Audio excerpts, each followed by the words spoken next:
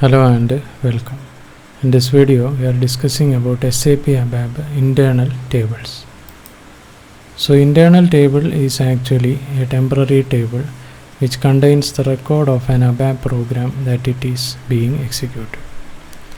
An internal table exists only during the runtime of a SAP program, and they are used to process large volumes of data by using ABAP language.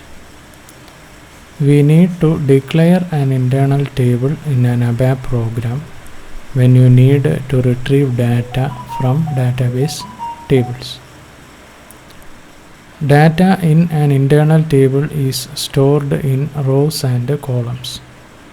Each row is called a line and each column is called a field. In an internal table, all the records have the same structure and key. The individual records of an internal table are accessed with an index or a key.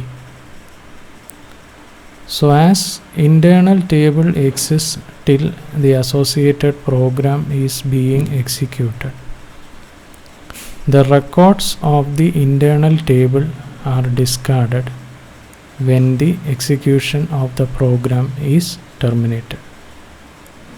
So, internal tables can be used as a temporary storage areas or temporary buffers where data can be modified as required.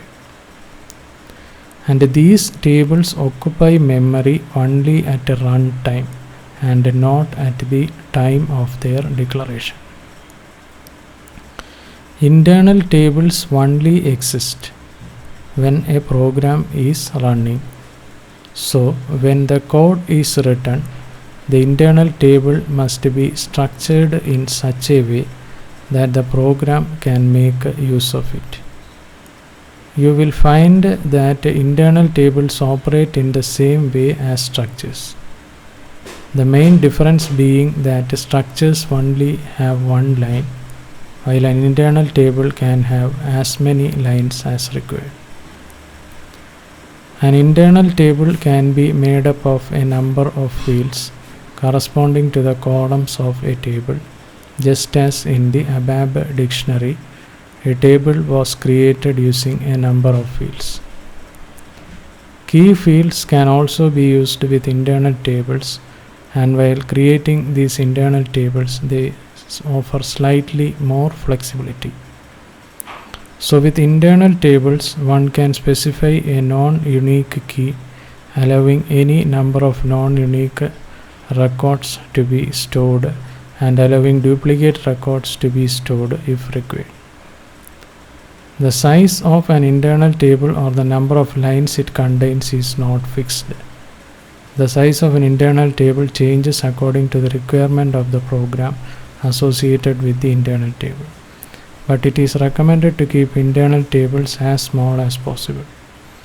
This is to avoid the system running slowly as it struggles to process enormous amounts of data. Internal tables are used for many purposes. They can be used to hold the results of calculations that could be used later in the program. An internal table can also hold records and data so that this can be accessed quickly rather than having to access this data from database tables. And they are hugely versatile and they can be defined using any number of other defined structures. Example, assume that a user wants to create a list of contact numbers of various customers from one or several large tables. And the user first creates an internal table, selects the relevant data from customer tables, and then places the data in the internal table.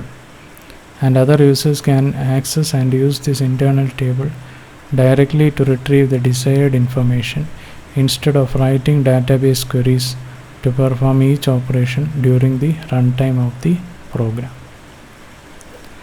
So this was a brief discussion on SAP ABAP internal tables. Thanks for watching this video, and we will be discussing more on SAP ABAP in the upcoming videos. Thanks for watching this video. Bye for now.